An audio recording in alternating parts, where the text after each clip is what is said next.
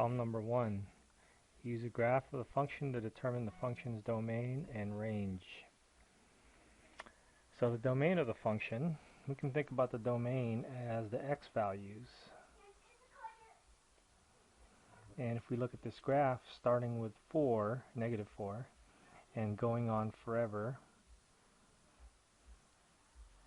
it looks like our domain will be from 4 and including 4,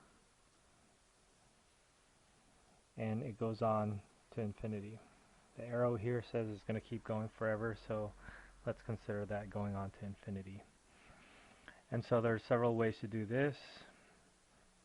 You can write it like this, or you can write it as x that's bigger than or equal to, I'm sorry, this is negative 4. X is bigger than or equal to negative 4. Okay, so that's your domain. A second question is finding the range of the function. Now we can think of the range as the y values.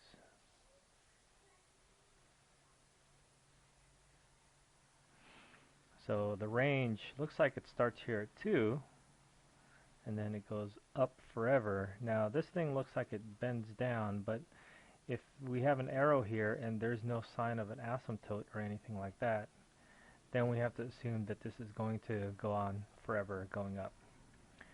So let's take a look at the range going from positive 2 to positive infinity. Now does it include 2? It looks like it does include 2, so I'll close that bracket with a square bracket.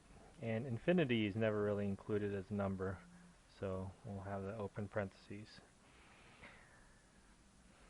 Another way to rewrite that is that we want to use the appropriate variable, and the appropriate variable is y. Y is bigger than or equal to positive 2.